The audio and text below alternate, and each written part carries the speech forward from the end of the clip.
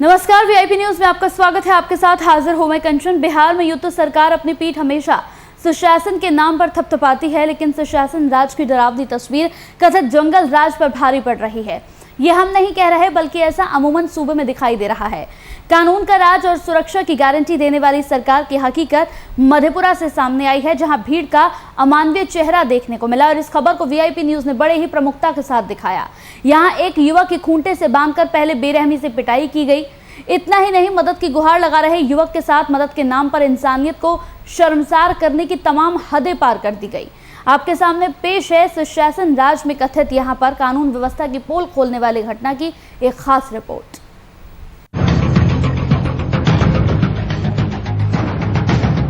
VIP news के बेबाक अंदाज से सहमे अपराधी पीड़ित परिवार को दे रहे हैं धमकी। प्रशासन पर मामले में लीपापोती करने का आरोप। मधेपुरा जिले के कुमारखंड प्रखंड के श्रीनगर थाना अंतर्गत पुरानी पंचायत में हुई मॉब लिंचिंग की घटना को वीआईपी न्यूज के द्वारा प्रमुखता से दिखाए जाने के बाद से आरोपियों के द्वारा पीड़ित परिवार को धमकाया जा रहा है। पीड़ित परिजन अब खुद की जान बचाने की सरकार से गुहार लगा रहे हैं, प्रशासन से लगा रहे हैं। दरअसल वीआईपी न्यूज के द्वारा मॉब लिंचिंग की हुई इस घटना को पीड़ित की जुबानी के साथ दिखाया गया था। खबर दिखाए जाने के दौरान सत्ता पक्ष के लोग भी हमारे साथ जुड़े। उन्होंने पूरी घटना को सुनने के बाद पीड़ित और पीड़ित परिवार के साथ खड़े होने का वादा किया। मामले में तुरंत कार्रवाई का आश्वासन दिया था, लेकिन आश्वासन मिलने के कई घंटे बीत जाने के बाद भी अब तक थाने में महज पीड़ित परिवार के आवेदन लेकर एफआईआर दर्ज किए गए। इधर थाने में दर्ज किए गए एफआईआर को लेकर पीड़ित परिजन पुलिस की मिलीभगत होने और मामले की लीपापोती करने का आरोप लगा रहे हैं।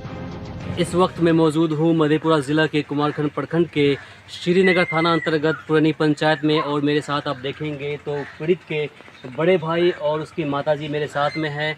और आपको मैं बता दूं कि मंगलवार अहले सुबह लगभग 7 से 8 बजे के बीच इनके जो छोटे लड़का थे बदरुद्दीन, उनको घर से लगभग 50 से 60 लोगों की भीड़ ने अगवा करके पास में एजाजुल हक के घर ले गया और उसको खूंटे से बांध करके उनके साथ सारी मानवता को की हदें को पार करते हुए उनके साथ ज्यादती की, उस पर जुल्म किया गया। और अगर आप इनकी बात माने तो इनका कहना है कि उसे पेशाब भी पिलाया गया और गर्म पानी के साथ पेशाब दिया गया और गर्म पानी भी पिलाया गया।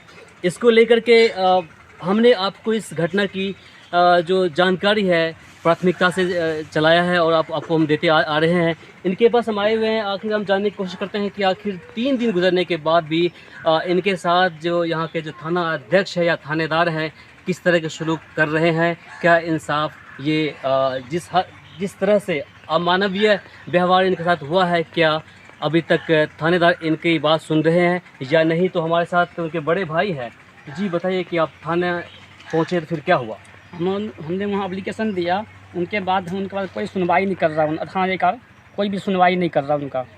बोला जाओ हम तुम्हारा पेपर एफआईआर कर दिए हैं, उसका कोई भी रिसीव हमको नहीं दे रहा है। हमारे पास थाना अधिकारी कोई भी नहीं आता है। उसके बाद हमारे घर पे अभी भी धमकी आ रहा है, तो हम लोग कल जान से सारे फैमिली को पूरे जान से मार देंगे।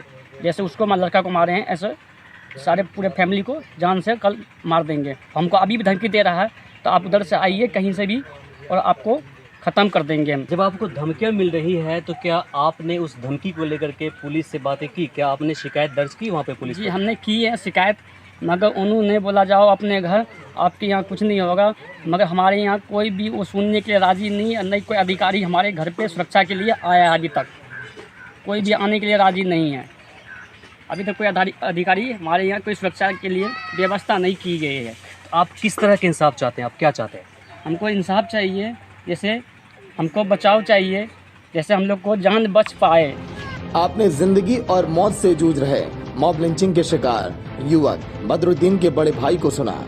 अब आप अंदाजा लगा सकते हैं कि जब सत्ता में बैठे लोगों के आश्वासन के बाद कार्रवाई होने में इतनी लीपापोती की जाएगी तो आम लोगों के लिए तो न्याय की आस करना शायद बेईमानी होगी।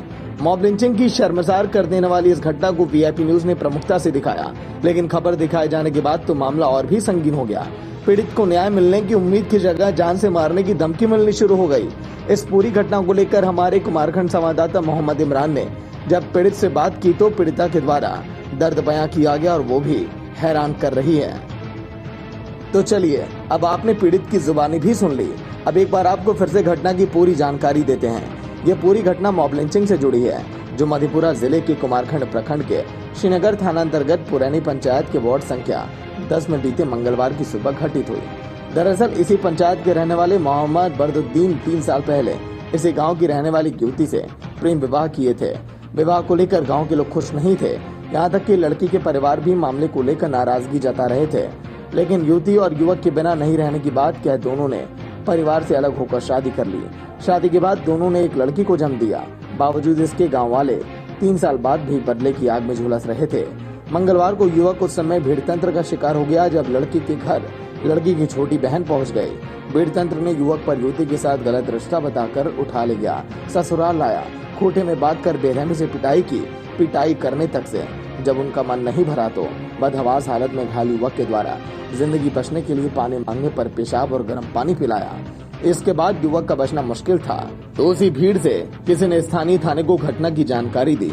सूचना मिलने पर पुलिस मौके पर पहुंची और घायल को बदहवास अवस्था में कुमारखंड उप स्वास्थ्य केंद्र पहुंचाया, जहां चिकित्सक के द्वारा प्राथमिक उपचार किए जाने के बाद हालत की गंभीरता को देख मधेपुरा सदर अस्पताल भेज दिया गया, जहां युवक का इलाज किए जाने के बाद स्थानीय थाना के द्वारा किया गया। लेकिन जिंदगी और मौत से जूझ रहे बदरुद्दीन की बड़ी मां ने बेटे के मधेपुरा सदर अस्पताल में इलाज होने की बात से इनकार कर रही हैं।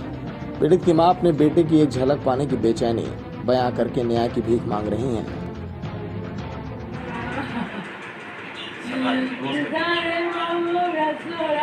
परिवार कैसे घर से उठा के ले गए बाबू का रट बाबू का मार के गंजीर बाबू का टांग का चांद मांग लिया आपके सामने किसे से पर 50 आदमी मारे बाबू का हमरे लोग मालूम रे माजा हमरे लोग ये ले आता तोड़ कर गए। अब आपने पूरी घटना को देख और पीड़ित को सुन लिया। अब सोचिए कि जिस सुशासन और कानून की राज की बात को लेकर माननीय मुख्यमंत्री के साथ पूरा मामला अपनी पीठ थपथपाते नहीं थक रहा, उसकी हकीकत क्या है। अब देखने वाली बात यह है कि सुशासन राज की हकीकत को वीआईपी न्यूज ने प्रमुखता से दिखाया, सरकार तक पहुंचाया, तो सरकार के द्वारा पीड़ित और पीड़ित के परिवार को किस तरह से कितने दिनों के बाद न्याय मिल पाता है। हालांकि इस पूरे मामले पर गौर करें तो लगभग 48 घंटे बीत जाने के बाद भी कार्रवाई के नाम पर अब तक शून्य है। अब सवाल है कि सरकार के संज्ञान में आने के बाद भी आखिर उचित कार्रवाई क्यों नहीं होती। क्या बिहार में भगवान भरोसे चल रहा है कानून व्यवस्था? क्या सरकार के आदेश पर भी होती है अधिकारियों की लिपापोती? सवाल कई हैं, जिसका खुलासा हम करते रहेंगे। कुमारखंड से वीआईपी न्यूज के लिए सहयोगी इमरान के साथ रौनक कुमार की रिपोर्ट। तो इस पूरे मामले पर जब बात की गई तो जेडीयू के प्रवक्ता ने आश्वासन दिया, संतोष कुशवाहा ने इस बार आश्वासन दिया और कहा कि इस पूरे मामले पर डिबेट जैसे ही खत्म होगी तो अधिकारियों पर कार्रवाई की जाएगी। क्या कुछ आश्वासन दिया और क्या कुछ उनका कहना था, आपको सुनाते हैं। हम दुख से प्रकट करते हैं, लेकिन जो लोग इस घटना में दोषी हैं, चाहे पुलिस प्रशासन के लोग हो, थाना प्रभारी की लापरवाही हो, और चाहे जो घटना का अंजाम देने वाले अपराधी लोग, कानून को हाथ में लेना गुनाह है और कानून के हाथ में अगर लिए हैं तो उन पर कार्रवाई होगी, जरूर कार्रवाई होगी। यह हम पीड़ित परिवार को आश्वस्त करते हैं और उनको कहना चाहते हैं कि पीड़ित परिवार अगर घटना घटी है तो बिहार सरकार है, नीतीश कुमार का राज है और यहाँ कानून घटना प्रशासन, अगर हम पहले भी बताए कि अगर थाना प्रभारी वहाँ का थाना अध्यक्ष दोषी है तो उस पर कार्रवाई होगा। आपके डिबेट के बाद हम तुरंत वहाँ के एसपी डीएस। वहीं इस पूरे मामले पर क्या कुछ प्रतिक्रिया सामने आई है वो भी आपको सुनवाते हैं। हमारे संज्ञान में आया है और इसमें हमने थाना को और एसडीपीओ को जांच करने का निर्देश दे दिया है। हमारी पूरी टीम इसमें लगी हुई है। जल्द इस मामले को संवेदन किया जाएगा। जो भी इसमें लोग दोषी पाए जाएंगे उन पर कड़ी से कड़ी कार्रवाई की जाएगी। तो भीड़ पर यहाँ क्या कुछ अभी तक कार्रवाई हुई है ये बड़ा सवाल है, लेकिन अभी तक ना तो कोई गिरफ्तारी हुई है इस पूरे मामले पर। आश्वासन भले ही दे दिया गया, लेकिन आश्वासन के बाद भी अभी तक इस पूरे मामले पर कोई कार्रवाई नहीं हुई है।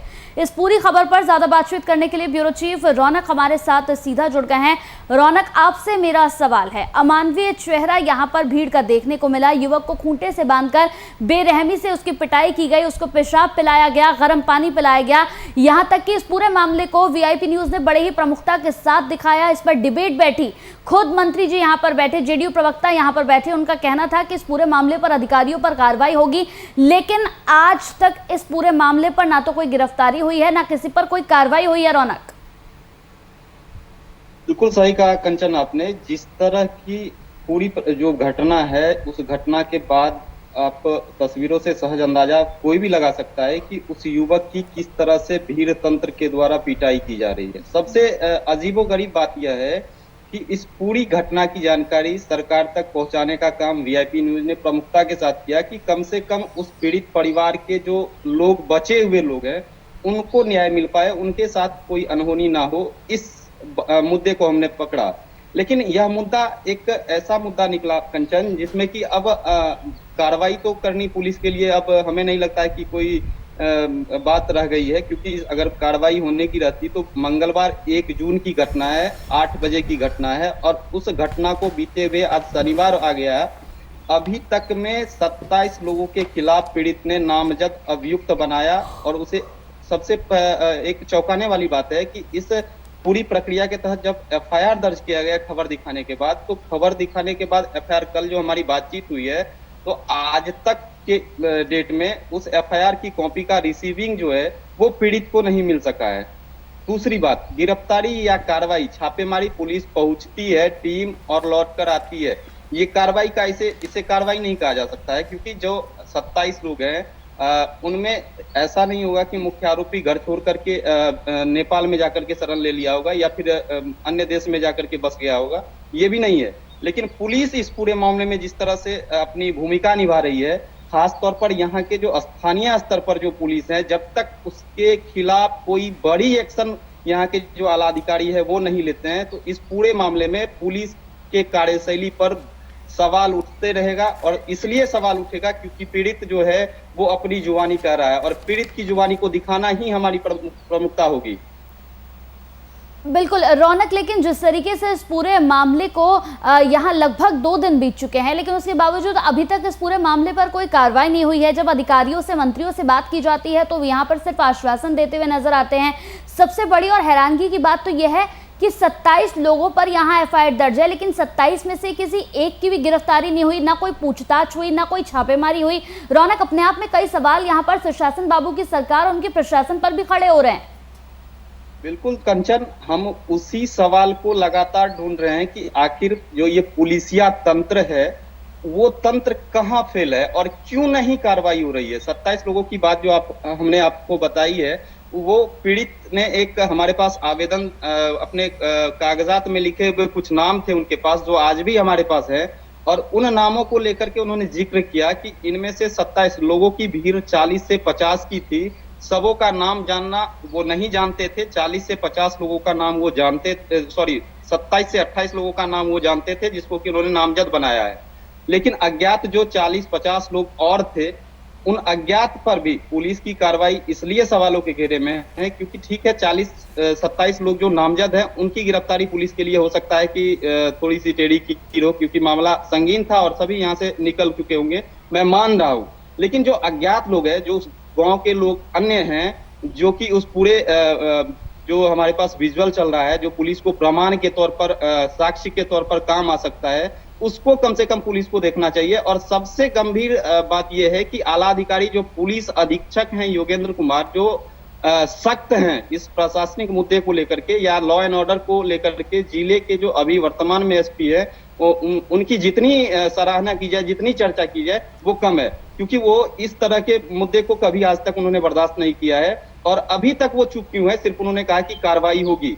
ऑन स्पॉट एसपी को पहुंचने की जरूरत थी, आज तक वो अभी तक, यानी 4 दिन बीत गए। मंगलवार 1 जून की घटना है, मंगलवार के बाद हम लोगों ने बुधवार से खबर चलानी शुरू की है, और आज तक के डेट में ना तो एसपी यहाँ पहुंचे हैं, ना डीएसपी यहाँ पहुंचे, ना आला अधिकारी के तौर पर जिला अधिकारी यहाँ पहुंचे। अब सवाल यह उठता है कि जब बड़े अधिकारी जिला में इस तरह से इतने गंभीर मुद्दे को लेकर इस तरह की रवैये को अपनाएंगे तो फिर आखिर जो ये थाना प्रभारी स्तर के लोग हैं, जो प्रखंड या क्षेत्रीय स्तर पर बैठे हुए अधिकारी है, उनका आलम क्या होगा? यह किसी से छुपा हुआ नहीं है। अब एक जुबानी आपको और बता देते हैं, कल हमारी पीड़ित से बात हो रही थी तो पीड़ित का कहना है कि हमने सुरक्षा को लेकर के थाना पर पहुंचकर थाना प्रभारी से गुहार लगाई है कि हमें जान की सुरक्षा दे। कंचन, थोड़ी सी एक मानवता होनी चाहिए। एक मानवता कहते हैं कि पुलिस लोगों की सुरक्षा के लिए बनी हुई है और सुरक्षा ही उनकी जिम्मेदारी है, जैसा कि अभी तक माननीय मुख्यमंत्री का कहना है। कल की बैठक में भी उन्होंने कहा कि अपराध पर लगाम लगाना उनकी पहली प्राथमिकता होगी। क्या ऐसे अधिकारी जो इतनी बड़ी घटना, जिसे कि खूंटे में बांध दिया जाता है, बांधने के बाद उसकी घर के अंदर पहले मारा जाता है, फिर खूंटे में बांधकर उसकी पिटाई सैकड़ों लोगों की भीड़ करती है, इस मामले को अगर गंभीरता से ना देखा जाए कंचन, तो अब इससे बड़ी बात क्या हो सकती है?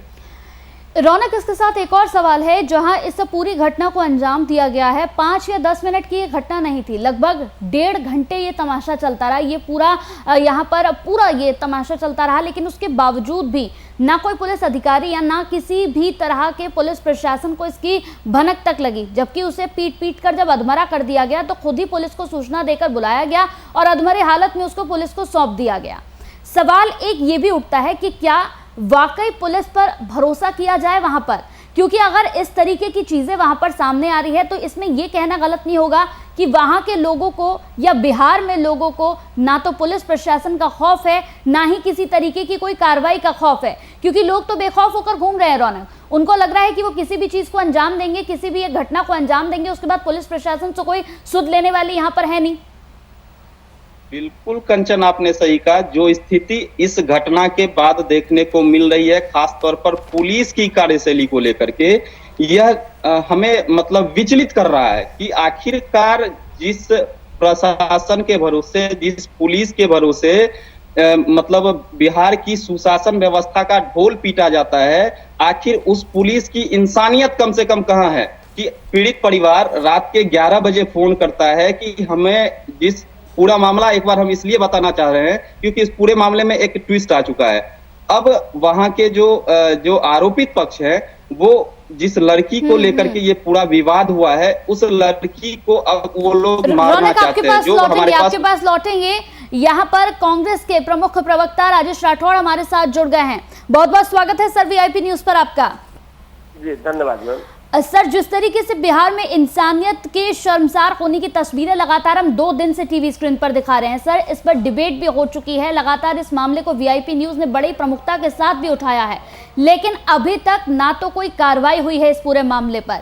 एक युवक को सर बड़ी ही बेरहमी के साथ यहाँ पीटा जाता है, खूंटे से बांधकर उसको पेशाब पिला दिया जाता है जब वो पानी मांगता है, और उसके बाद लगभग 2 दिन बीत जाते हैं, लेकिन ना तो कोई कार्रवाई होती है, ना ही किसी तरीके से इस पूरे मामले पर कोई संज्ञान लेता है। क्या कहेंगे सर इस पर?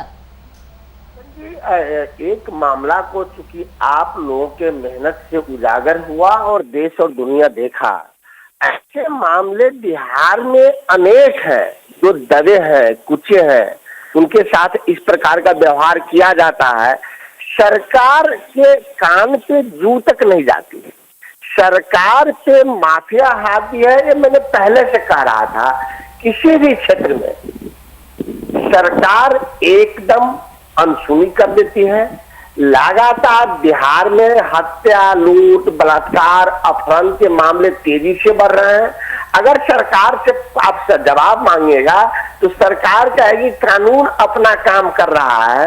कानून कितना अच्छा काम कर रहा है जिसका ताजा उदाहरण आप स्वयं है 2 दिनों से एक मामले में।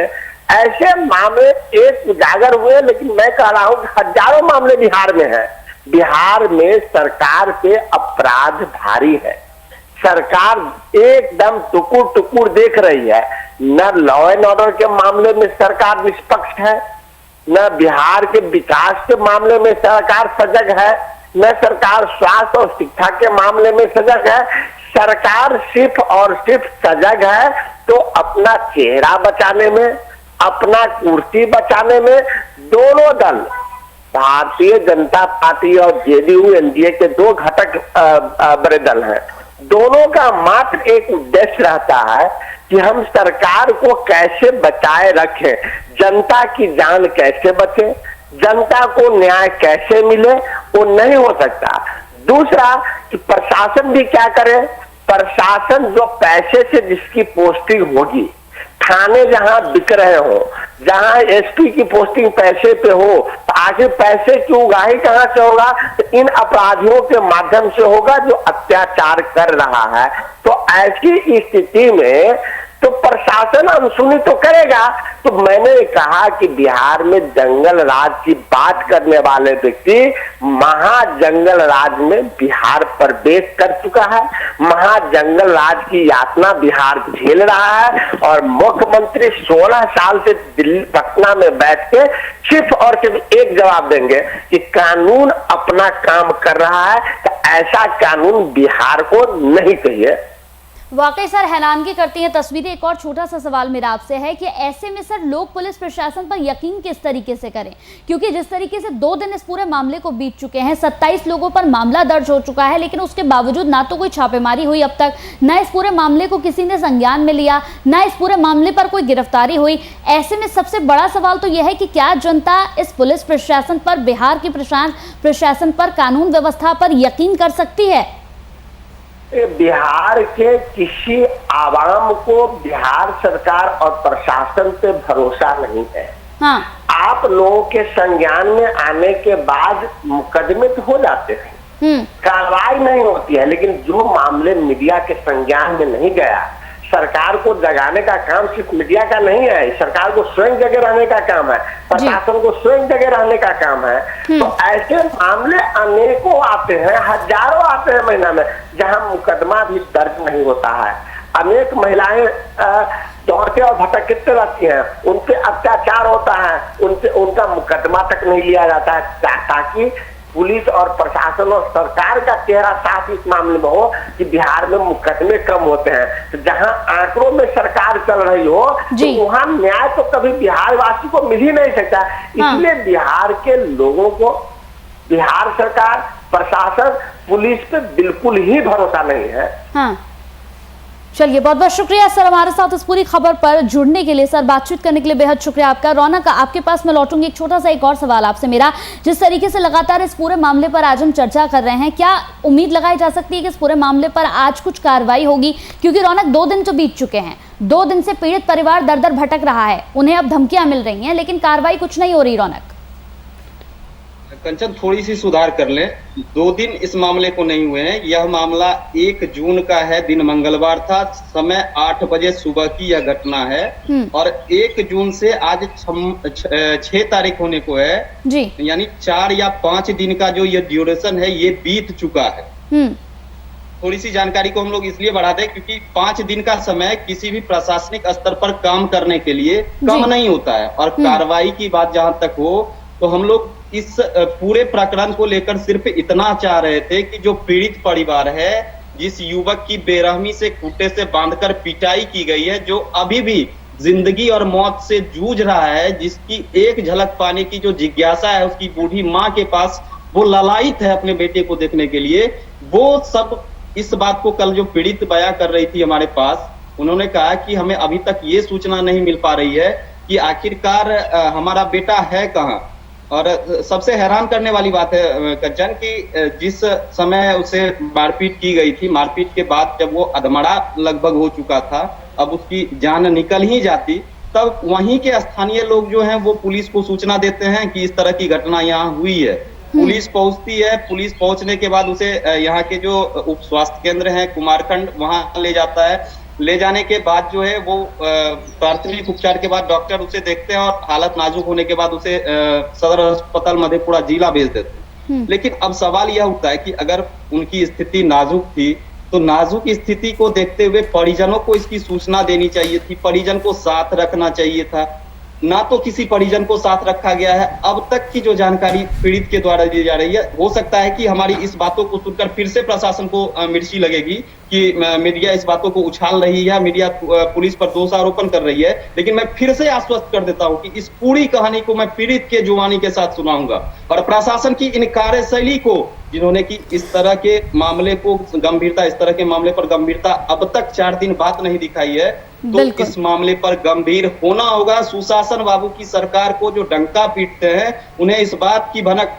लगनी चाहिए कि उनके जो यहाँ बैठे हुए आला अधिकारी है उनकी हकीकत क्या है, वो हकीकत जिंदगी में जो लोगों को कहते हैं कि पीपुल फ्रेंडली है पुलिस, लोगों की मदद के लिए है पुलिस, ऐसी कोई घटनाएं होती है तो उनको रोकने के लिए बिल्कुल ऐसे में जवाब देना होगा उन तमाम अधिकारियों को और जवाब देना होगा यहाँ पर सुशासन बाबू को खुद कि आखिर उनके राज में क्या कुछ चल रहा है। रौनक, 2 दिन बीत चुके हैं इस पूरे मामले पर, आश्वासन हमें मिले, आश्वासन की यहाँ पर बात हो रही है, आश्वासन मिले 2 दिन बीत चुके हैं यहाँ पर हमें खुद जेडीयू प्रवक्ता की तरफ से, लेकिन अभी तक इस पूरे मामले पर कोई कार्रवाई नहीं हुई है। बहुत बहुत शुक्रिया रौनक इस पूरे मामले पर हमारे साथ जुड़ने के लिए। तो बिहार में इंसानियत शर्मसार हुई है और वो तस्वीरें लगातार हम आपको दिखा रहे हैं। इस पूरे मामले को वीआईपी न्यूज़ बड़े ही प्रमुखता के साथ दिखा रहा है। प्रमुखता के साथ दिखाने के साथ साथ इस पूरे मामले पर डिबेट भी हुई है और खुद हमारे चैनल पर ही जेडीयू प्रवक्ता ने इस पर आश्वासन भी दिया कि इस पूरे मामले पर अधिकारियों के ऊपर जो दोषी हैं उन पर कार्रवाई होगी, लेकिन अभी तक इस पूरे मामले पर किसी तरह से कोई कार्रवाई नहीं हुई है। इसी के साथ वीआईपी न्यूज़ में मेरे साथ इतना ही। नमस्कार।